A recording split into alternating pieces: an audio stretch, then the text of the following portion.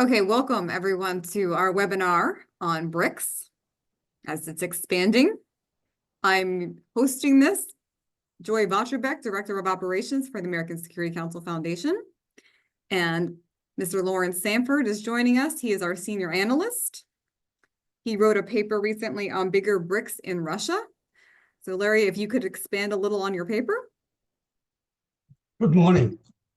The bigger BRICS is basically an organization that's been around for 20 years, originally started as BRICS, and BRICS is an acronym for the founding countries that founded it. BRICS, B for Brazil, R for Russia, I for India, C for China, and S for South Africa.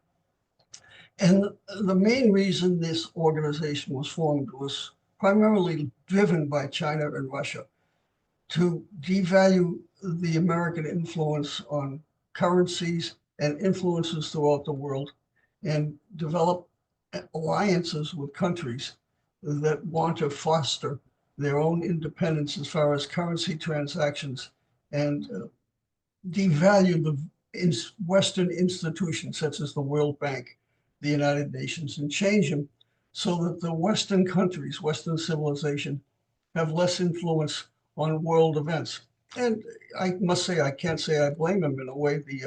The Western economies, the United Nations, the World Bank, the International Court of Justice, they're all pretty much based on Western civilization. And if I were a country like, such say, Indonesia or Vietnam or India, I think I'd like to have a little more sway in the world events. And a perfect example where I think they're justified is in the United Nations. The Security Council was formed back in 1946 with the five big countries at that time. China, the United States, France, England, and there was one other, I don't remember, five. Anyways, that hasn't changed since 1946. And so what they're saying, and I think justifiably so, France and England, for example, are not the world powers they were back in 1946. The United Nations Security Council should include countries such as India, Japan, Germany. And they should also perhaps include other countries like Indonesia, which has over 200 million people, Brazil, a world player. So they should be more input from other non-Western countries in the United Nations. I think it's a fair point. And the other fair point, I think, is if I were Brazil and wanted to trade it with Argentina, why would I have to trade in US dollars? Why can't I use my own Brazilian currency and why can't Argentina use this? Well, the answer, of course, is they can.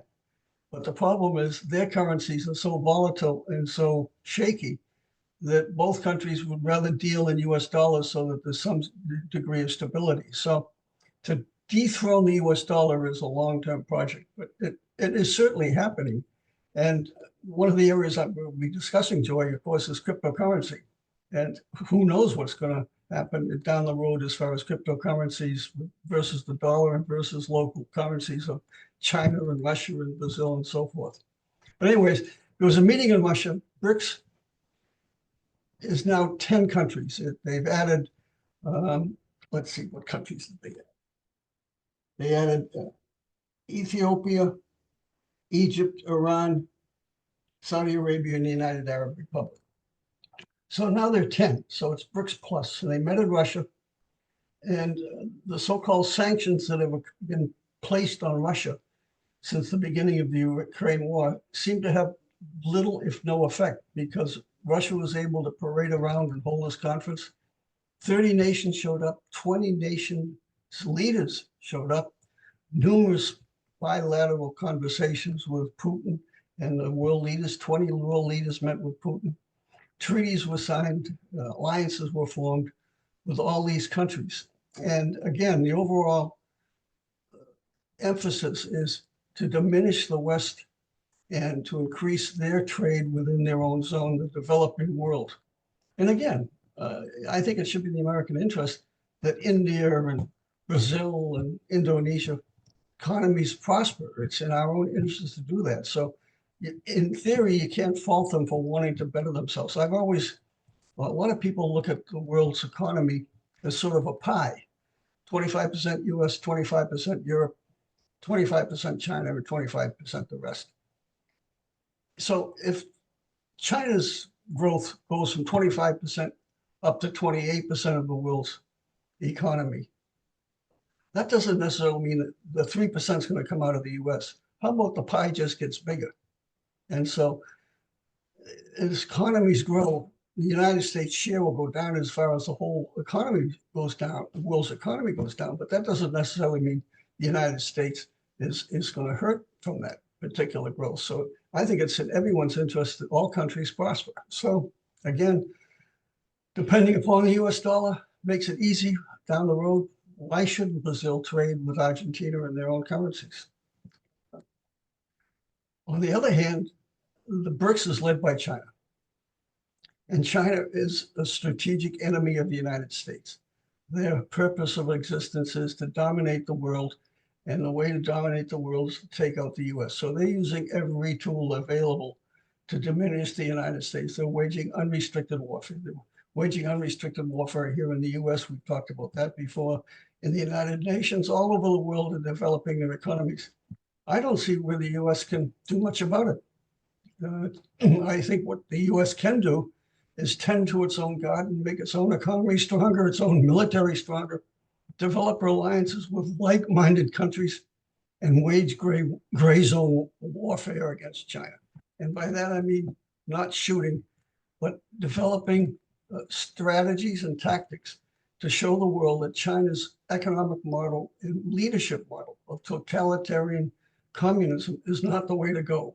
I mean, China has a horrible record of treating its citizens. Hundreds of millions of Chinese have been killed by the communists themselves. And it's restrictive as far as the blossoming of individual rights, which is a fountainhead of Western civilization. So we can do a much better job of pointing out the persecution of the Uyghurs, the minority in Xinjiang in Western China.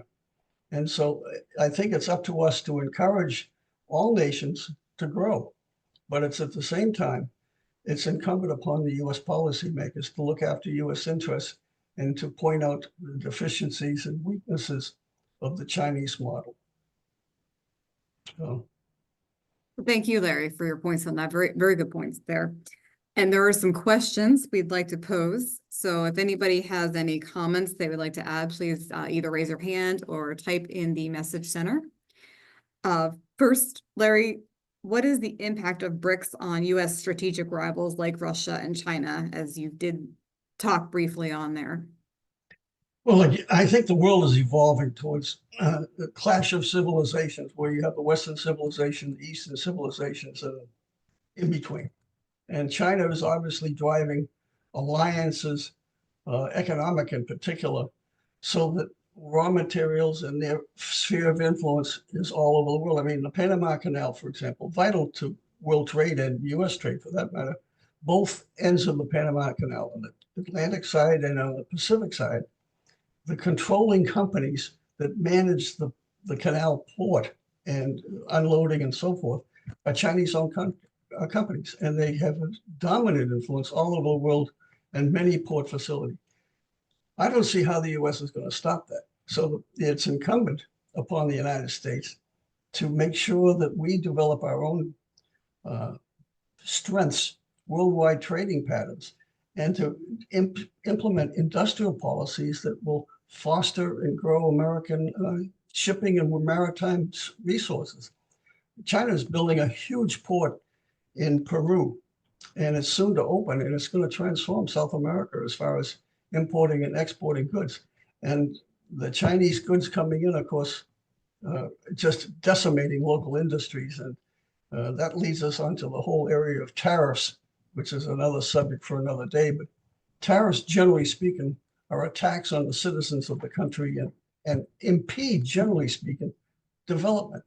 But on the other hand, tariffs can be a very useful tool to grow domestic industries and to make sure that foreign adversaries don't take advantage of trade laws. So I'm all in favor of high tariffs in China, not so much in Europe or South America. So it all depends how it goes. It's a blunt instrument of control against the Chinese. And Chinese are driving BRICS, but problem from the Chinese viewpoint is you have Brazil and you have India also part of BRICS. So there's sort of a tempering influence on way BRICS as a totalitarian, as a totality goes. I mean, Brazil stymied or vetoed Venezuela from joining BRICS because the president of Brazil, Lula, is so upset at Maduro of Venezuela for not proving that he won the election. He obviously didn't win the election, so he can't prove it. And so Lula in Brazil is upset about the whole charade of Venezuelan elections, and so he vetoed Venezuela from coming into BRICS. So there's conflicts within BRIC, but the overall objective, where they all can agree on, is Western institutions and the United States dollars are too dominant in the world. It's time for us to have more say in the way the world is run. I can understand that. And I would add that this incoming administration certainly wants to reflect that leadership and will likely increase tariffs on China. Yeah, I'm concerned that they'll increase tariffs on everybody. And yes, like a shotgun approach, and I'm not sure that's the way to go. But with regards to China and Russia, specifically China, do you think that could push China to want the BRICS cohesion to be even stronger and their new development bank to become the bigger player? Well, I think China wants to dominate as much as they can get away with, but I think as countries like India and Brazil are part of the equation, India doesn't like being pushed around by China. As we all know, they've already had a few little battle skirmishes up there on the northern border in the Himalayas. And Brazil wants to be a world player, and they certainly don't want to be subjected to rule by the United States, but I don't think they want to be subjected to rule by China or influenced by China. As it is, China is their biggest trading partner. I agree. And I wonder too, Larry, I know we're kind of going back and forth here, but would possibly another block come out of this, of countries that really just want it for the economic purposes, not political? That's not a bad point, Joe. I mean, you have the G7 and the G20, where the industrialized countries, maybe they should expand their membership like BRICS is doing it. It could be the same countries are in both blocks working off the angle. I mean, Turkey wants to be part of BRICS, and Turkey is a member of NATO. So how does that work out? We do have a question from I'm sorry if I'm mispronouncing this, Prem Kumar. That's correct, Prem Kumar. Okay, thank you, sir. He's asking, what are your thoughts on the appointment of Lighthizer, is that correct? Lighthizer in the Trump administration? And do you think we will see trade retaliation against friendly regions like Japan, EU, in addition to tariffs against the Chinese? Will this push Japan/EU towards China and result in the dilution of chip sanction enforcement? Well, that's I'll try to reconstruct the questions. First of all, yeah, there will be pushback if we implement wide tariffs. I mean, Japan, Europe, India, they're all going to push back if we implement broad tariffs. To me, it's quite obvious, and there's threatening to it. Now, whether it's going to push them in the hands of China is another question. I think Europe is already petrified that its industries are being decimated by Chinese imports, and in particular, Germany is floundering due to their green policies of high energy costs. So it's decimating the efficiencies of their industries, and their industries are heavily dependent upon combustion engines for the automobile industry. So they're petrified about what China is doing. And the same thing the United States is. I mean, this whole electric vehicle thing, China has got plans to build huge factories in Mexico to bypass the tariffs. So what is the United States going to do if they build a plant in Mexico and Mexico invokes the North American Treaty Organization? So as far as Leitzinger is concerned, I think he's a real trade hawk. I'm not so sure I'm in his game. I'm with him on China. I consider China to be an existential threat, and we've been fools for the last 50 years believing that by developing their economic development, they'll end up becoming a democracy. If anything, they become more totalitarian. So if there's was there another part of the question? I can only handle a couple of questions at the same time. Was there anything, was there another one that I should? I Well, think you should, go ahead, sir. I guess under Biden, it appears that if you're a friendly democracy, you're our friend. If you're not, you're our enemy. But under Trump, if you're American, you're our friend. If you're not American, you're our enemy from a trade standpoint. And I think, you know, the Biden administration was very silent on the Japanese currency weakening. And the Japan is a lot better in industrial policy than the US. And so if the America First bring back jobs from Asia mandate needs to be accomplished, I'm just wondering, how much do you have to go after folks like Japan, who have also used their currency to their advantage, in addition to the Chinese? I'm old enough to remember the 1980s, and Japan in those days was all of what you were describing. And there was all sorts of uproar in the United States how to protect us against the Japanese automobile industry and the currency manipulation. But on the other hand, right now, Japan is an ally of the United States, has been for many years. And so I suspect that whatever policies, and I certainly hope so, that we favor our allies and not favor those who are not our friends. And so I don't believe in sanctions. I don't believe that we should institute all sorts of any military action unless absolutely, self-defense. But I do believe we can do all sorts of stuff to make life miserable. And one of the things is the UN, we spend so much money on our enemies. And anyone who thinks that the people of Palestine are friendly to the West of the United States is delusional. They hate the West, they hate Israel, and Iran is the perfect example. The great Satan is the United States, and the little Satan is Israel. We're all in the same basket as far as those people are concerned. So we're spending billions of dollars in aid for people who hate us. Why are we doing that? I have no idea. Yeah. No, Middle East aside, I guess my question was, is Japan still an ally under the Trump administration? I think your answer is yes, they are. Oh, absolutely, because the old saying, the enemy of my enemy, the friend of my, look, how does that expression go? The enemy of my enemy is my friend. And Japan is much more concerned about China than it is about US tariffs. And so, and South Korea is the same way, but they're going to try to not, they don't want to make China really upset about it, but they look at their long-term interests, and Japan does not want to become a vassal state of China. As you know, they're increasing their defense budget. The US is coordinating more and more defense units with them. And I'm an old Navy guy. Matter of fact, I was home ported in Yokosuka, Japan many odd years ago. And that was a huge Navy base, and it's still a Navy base. And the US is talking about much more coordination between building, maintaining, and servicing Navy ships, not only from the United States, but from Japan and other organizations. So I'm fairly comfortable that Japan is considered an ally of the United States. And that, to me, as I mentioned earlier, the world is evolving into the Western civilization, and I'd have to include Japan in that because it's a democracy, and the Eastern civilization, which is China and Russia.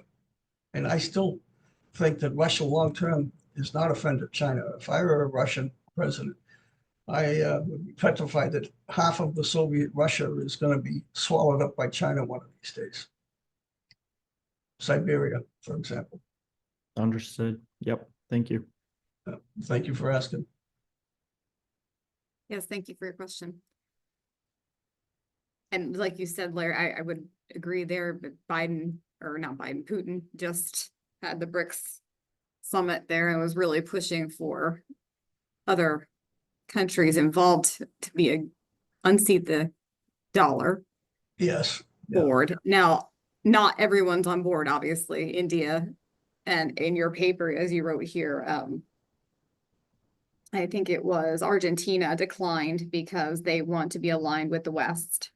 And I'm sure there's other members that feel that way. Yes. Yeah. So I think all country, I'm all in favor of countries developing economically and socially. So I'm all in favor of helping out as best we can. And the best way we can do it is to make sure our house is in order. Preach democracy as far as the value of an individual. As you've heard me say before, the difference between American and Western civilization and totalitarian civilization is the individual is the purpose of government. In a totalitarian organization, it's just the opposite. People are to serve the government. Well, now getting to another question, could the rise of digital currencies challenge the relevance of BRICS? We discussed this a little bit earlier. I think digital currency is going to change the currencies of everybody, and I'm not sure which way it's going to go. I know a person whose husband devotes time to cryptocurrency, and I've tried to figure out what cryptocurrency is, and for the life of me, I still can't figure it out. So I will defer to others on that, other than the fact it seems to be a disruptive force. And if people want to buy cryptocurrency based on some computer mining bits, be my guest. It's a free country.